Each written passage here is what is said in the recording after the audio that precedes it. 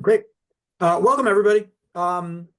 I think you guys are just starting your day. I'm getting towards the end of mine, but it's a pleasure to be here. My name is Matt Guarini. I am the Executive Director of the TBM Council, and this is something we call TBM Tuesday. Again, a bit ironic because it's my Monday, but what are we going to do? But for you guys, it's hopefully a great way to start your Tuesday. These sessions, we love to bring in people that can help shed more light on how TBM creates value. It's the second one that we're doing specifically for Asia.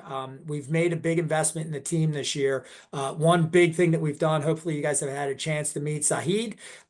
We just had a great meetup in Sydney last week. I think nearly 30 people out at that. So it's a wonderful first step. Zahid is your person in this region to really think about how you can leverage the most out of the council. And the council is what's here to help you create successful and sustainable TBM practices. So in line with that, we got a real special guest for you guys today.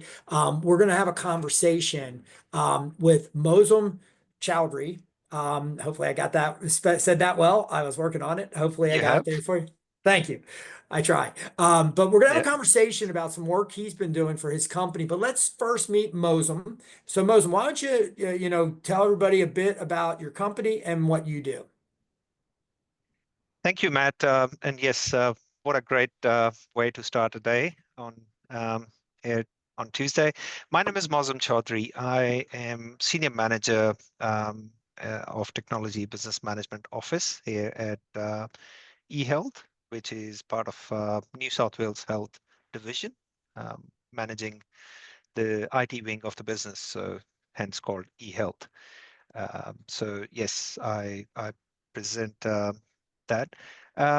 eHealth in general, so overall health, I should say, we serve about 8 million customers, 34 New South Wales health organizations that we look after, all the pillars, some local health districts, some corporate offices. We have about 178,000 FTEs across New South Wales, about more than 100 large clinical and corporate systems. And within eHealth, we've got about 2,500 staff. So that tells you a bit about the size of the organization itself. So a big organization, a very important mandate. So talk to me real quick. One of the big things I want to understand, you obviously use technology to bring value to that organization. So it sounds like you were having some challenges with the way that you were thinking about the cost and ultimately the value of that. So could you outline that real quick, and then we'll jump into what you guys did about it? Yeah, sure. So just to give you historical context, so we had a fixed cost recharge system that was in place since 2005, and it was a fixed annual recharge to all our health organizations. Uh, didn't have much of cost, price, or usage transparency for our customers. Um, agencies had very limited control over their costs. Um, what should I say? Monthly charge has Mm, no utilization insights to really understand what yeah. they have consumed. So it was basically due for a replacement or an overhaul of that overall process. So that was the need identified about, you can say about 3-4 years ago, to Okay. basically revamp that system. So you mentioned in your prelude and then in that first answer, you mentioned customer a few times. So why was the customer engagement work stream so important to the work that you were doing? That's a very good question, and it's relevant because it's important for us to understand the context and know why it was such a key focus area.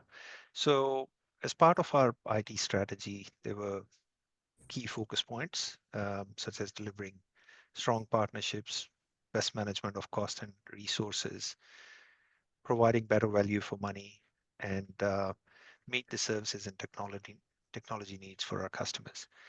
So all of these were very close to heart for a very passionate CEO that we had back then. Um, And to cater for all these strategic focus points, there was a need to change our existing processes. And some of them, some of these challenges that I outlined earlier, because the existing recharge model, which was called SPA model, Services Yep. Partnership Agreement, Yep. was not providing that level of control or transparency. Um, it was fixed price model, providing limited visibility of cost or consumption. So that was a significant pain point for us. Um, and there was a material divergence between IT and the business because the customers were seeking or really craving for that clarity of the services, a level of transparency in costing and pricing methodology, and also to better understand over their cost and consumption. Um, so we have to address these issues in collaboration with our customers and address these gaps based on the direction of our CEO and also um, pinpointing this issue that we were facing. Excellent. So I want to ask you, so you're making this change from SPA to this Bill of IT concept. What were some of the big roadblocks that you saw, and how did you maneuver around those to deliver success at that IT business interface you mentioned? So firstly, we had to engage the customers and identify the key pain points Yep. that they want to be addressed. And in our very early engagements with them, they shouted out loud all of these concerns that they had. Um, so we documented all of it Hmm. with some key keywords such as lack of transparency, need more control, understand the buildup of the services, and so on, so forth. And I believe that uh, was the first icebreaker to sit on the table and really understand their key challenges. Um, then, secondly, relaying that message back to them, confirming what they have said. Just simply Yeah, reiterating message back to them, saying, we heard and you. it is, yeah, Yeah. that's another effective way to get a buy-in by simply just acknowledging what they are saying and giving them comfort that we are on the same page. Um, and that was again uh, a journey into a collective engagement uh, in devising a solution to it. So it wasn't just, okay, we have heard you, we'll go back, we'll prepare a plan, come back to you. It was from there onward a very collective engagement all the way through to say, let's come up with a solution. And as part of that solution, we moved from our existing SPA model to this Bill of IT model. Now, what is that Bill of IT model? It's a consumption-based recharge Right. model that has around 250 clearly defined services based on a P times Q model that clearly outlines what is the unit price for each of these services, what is the unit of consumption for each of these services, whether it be number of licenses, number of images, gigabyte of storage, so on and so forth. So moving from a state of very limited control to full control state, pretty much. Okay. So a quick plug for people that are on the call. If you have questions, please put them in the chat. We're going to save some time at the end, but as we're going through, pending what the questions are, I may ask them, take a little audible here, and I can always ask them ahead of time. So put the questions in. Happy to get them into the dialogue as soon as possible. Now, Moazum, back to the story. So one of the things I really loved, I love the interaction with the business slash customers, really trying to understand their needs. I love the idea of telling them what you heard, right? Because that's such an important thing to say, we understand what you're It is. saying. The question I would have is, you moved from the SPA to Bill of IT, you're engaging with what behavior changes happened? How did they react, and then how are they using all this different pricing more effectively? What are some of those successes and behavior changes that you saw? Great question. So the shift from a fixed price model onto the new bill of IT completely changed the conversation. So what this new bill of IT model had was a variable monthly charged based on consumption, full transparency of price and volumes. Um, Again, the cost management now is shared between eHealth, our side, and the Hmm. health organizations that we are billing to. Um, we had um, utilization metrics, benchmarking, and usage patterns. Yeah, that we could see out of that.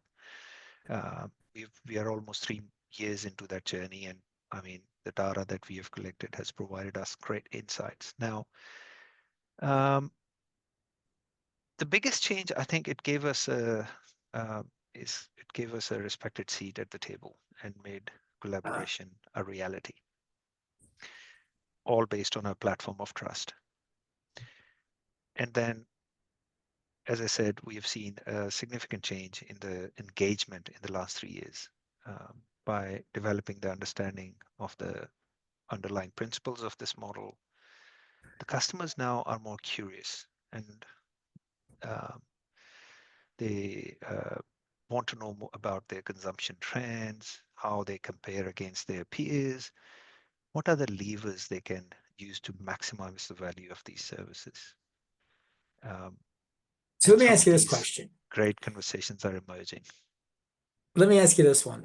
They always say if you're a lawyer, never ask a question you don't know the answer to. But I'm going to do it anyway because I'm not a lawyer. Yeah. So Hmm. the question would be this, and you may not have the data, but anecdotally, do you think since you've done this and since you've got more engagement with the customers and they're now more involved than ever before, just I'm playing back what you said, do you feel like they're investing or wanting to invest more in technology than they did before when you were in the spa model? They are, and they are looking at what we always talk about and what TBM concept is about.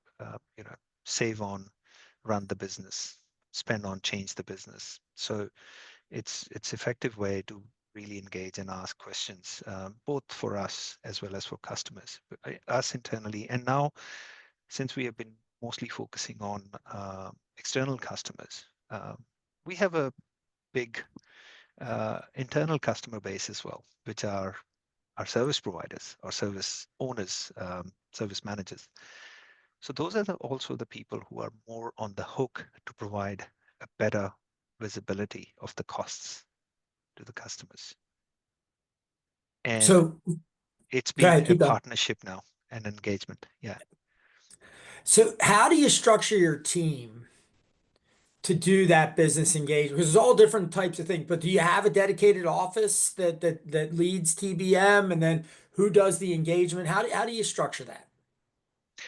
So I've got a team with some of the technical bunch of people who manage uh, the platform that we use, and then I have a dedicated, uh, actually two of those who manage the costing side of things. So looking at all the software licensing costs and also all the infrastructure related costs. So these two resources manage the costing side of it, which again is very important and pivotal in the scheme of things, because if we can cost it right, we can bill it right. But more importantly, the most important role that we have introduced is a dedicated person to manage the bill of IT. So that Okay. that person is the front end or the face of our TBM bill of IT to the customers. And she does all the engagement on quarterly basis. She also is a liaison between customers and the service owners. So relaying those messages back to the service owners about, people, the customers are asking for more consumption insights. Why don't you provide us this, which will, help facilitate those discussions. So we have a SharePoint side that we engage our customers with. We have quarterly catch-ups at CIO level of all these health organizations. We publish our monthly newsletters. We've also got internal bill of IT help desk. So we have a lot more engagement channels as well with the customers. So this particular resource is basically the forefront of managing the bill of IT. So a data point. So we just recently issued what we call the state of TBM. Mhm. And one of the things that the research team found was that people that have dedicated resources focused on TBM outperform an ad hoc model by 7x. Mm. And what was interesting as you get the teams bigger, there's a cutoff between 1 to 5 and 5 and more, but there's even a bigger jump in value. But there's obviously a lot of value ascribed to being able to have dedicated resources because they can really dive in and really focus on the problem at hand rather than having to run to their day job. And so I'm curious, as you've looked at your dedicated resources, can you point to any anecdote or any data point of something where just because of that person having that time to really focus on the opportunity of the bill of IT where they've taken you to a new level? Yes, so exclusively, as I said earlier, it was those engagements that The customer we have engagements? initiated, the customer engagements. Obviously, all those quarterly sessions that we held with the customers, we are holding every quarter. These type of engagements are managed by this person. So she's basically the front end to engage, but also relay that customer feedback to the service owners. So hence that pivotal engagement piece has basically enabled the customers to manage their expectations from our end, basically. Okay. Now, you guys have had a lot of success with this going to the Bill of IT. Like, what's next? Where do you go from here? Like, what's the next level of insight you're trying to deliver, the capability you want to add? How do you improve on where you are to continue pushing the organization forward? Great question. And this is what I presented in our, I guess it was second meet and greet session here Yeah. in Sydney from TBM. So I had an opportunity to present our roadmap to some of our APAC TBM members. Some of them might be on the call. And I think it was a great session with a lot of interest from and some insightful discussions. So basically, my team at eHealth has developed a roadmap of key initiatives and objectives that are aligned to our IT strategy and also incorporating customers' feedback to keep improving and delivering the best outcomes. So this list of objectives or plan on a page, or you can call it roadmap, Hmm. basically is to keep our focus there on these initiatives and provide the best value to the customers. So for that plan, we have our focus areas, which are process excellence, building a strong team, and utilization of our baseline capabilities. And the key themes that we have got in our roadmap are value, efficiency, and sustainability. So in terms of value, we look at providing the best to our customers for the effort that we expend. How efficient we are, basically how well we do what we do. And the sustainability focuses on delivering in a manner that builds a better business. So some of the roadmap items that we have delivered successfully in the last year and now our focus is on some of those initiatives this year as well, Great. is billing enhancement, for instance, to bill our customers at their cost center level. So we managed to enable our system in a way that rather than doing a bulk bill to them, we provide them at the cost center level recharge to our customers, which has been a huge success because they don't receive a bill and then look at which uh, cost center that has consumed all of that. We've done some internal benchmarking that has been a great success as well. Um, I'll just outline another couple of items. Demand billing collateral. So all these uh, demand services, ad hoc services, I can call it. Um, there was no billing collateral as such that we have prepared in our platform as well. Um, we also have gone into deep dive of the services and what we call services uncovered to exactly provide their level of detail. What are those direct costs? What are those infrastructure and other business services costs that Mhm. constitutes the total cost for a particular service? So those Absolutely. documents for at least those top 20 services had been a great success. One thing in there that I just want to point out to everybody that I really like. So you mentioned the three headline levers, the value, the efficiency, and the sustainability. And so if you haven't had a chance for the audience here, we have something called Framework 2.0. And Framework is how we help people think about how they build this successful and sustainable TBM practice. And it's at the ultimate top layer of the model, it's tied to six different organizational or business value drivers. And Moazum hits three of them. The first one most people focus on is finance. How do we get to the value side of things? Second one is efficiency, productivity.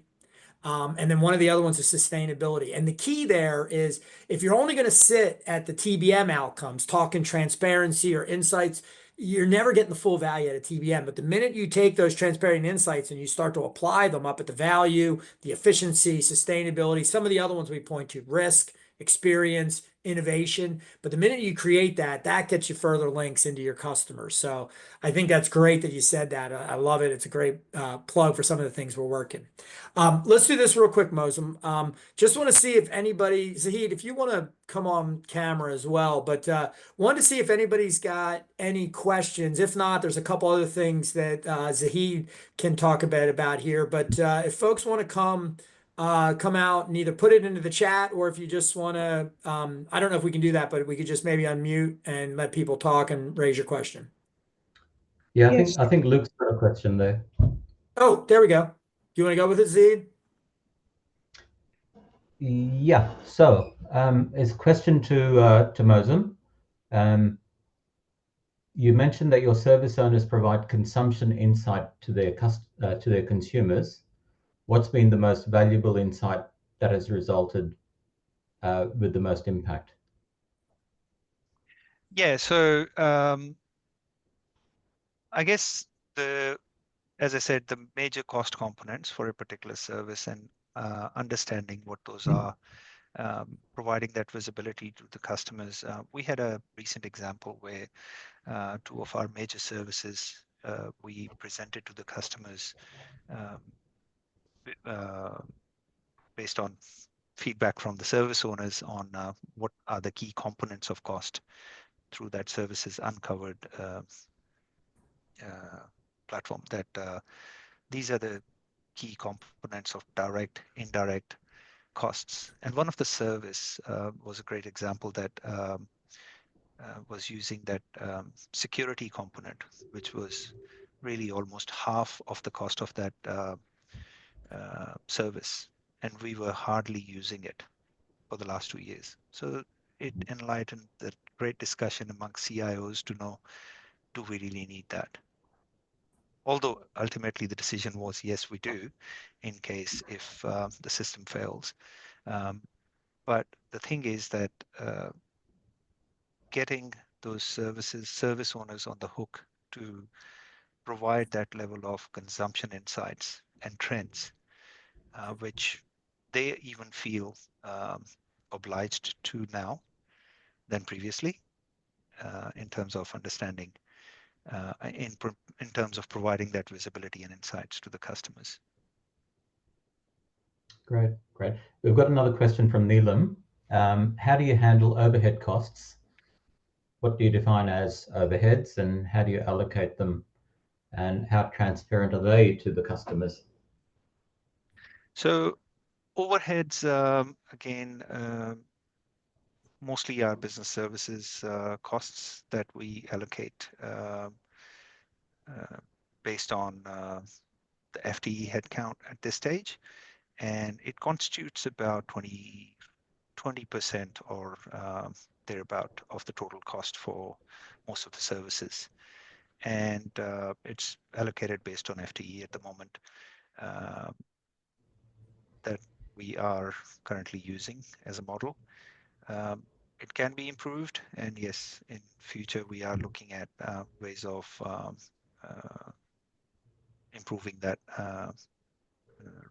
overhead allocation methodology as well. Fantastic. If I could just add, I was having a chat to the eHealth CEO the other day, and we talked about TBM, and I said, well, why do you think TBM is successful? Because he's a huge advocate of it. And he said something quite insightful. He said, TBM has done three things for me with respect to my customers, i.e. the agencies that eHealth is servicing. He said the first thing is you help them save money. That allowed them to trust you. So you know, for general purposes, between 2 to 4% was the saving on an annual basis from the first year. He said the second thing that you did was you created a support environment. Your help desk that you created, which was dedicated to the bill of IT, went down an absolute treat because you treated your customers with respect. So the relationship was built there. And then you came in over the top and you provided insight by saying, well, I'm going to benchmark you against your peers. And so this is going to be a peer-to-peer conversation. It's not a service provider to a customer conversation anymore. And so he said that those three things contributed to changing the dialogue and changing the conversation completely. And I mean, he was delighted with TBM a couple of years ago, and now that he's returned to the organization, he's very excited about it. So I thought I'd just kind of throw that in. We've got a number of TBM related events coming up. We will have more TBM Tuesdays. The next one's scheduled for the end of April, and I won't steal the thunder just yet, but that is one absolutely worth waiting for. But more information on that as we get to it. We're going to have our annual summit later on this year, and more information on that to come as well. So lots of engagement in that space and opportunities for everyone to get involved. And the meetup that we had last week is not the last of it. We are going to have more and more of those as time goes on. And as I promised the other day at that session, we're going to create more working communities and working groups and special interest groups. So more to come there. You'll be hearing more from TBM Council in time to come. So thank you for inviting me this morning. Yeah, it was great having you, Moazum. Thank you very much. It was a great conversation. The one other thing I would point to for everybody, if you look in the chat, we posted how to become a member. Being a member, it's free, so it's a perfect price for everybody, but there's loads of value that comes from that. We've got all these events that Zahid was talking about, but also we have a load of research that already has come out, and we have a lot more. We're going to be much more active on the research, and it's going to be at two levels. One, why, and the other one is how. And so we're really going to be getting these stories out in front of you. And as a member, you have that ability to find peer connects. You have that ability to come, to much more of these sessions and things like that. So please join, get folks on your team and your company to join. Loads of value for everybody. We'll close it there. Again, Moazum, thank you. Zahid, thank you very much. It's a pleasure to be here, and appreciate that everyone joined us, and have a great Tuesday. Thank you. Bye now. Thank you.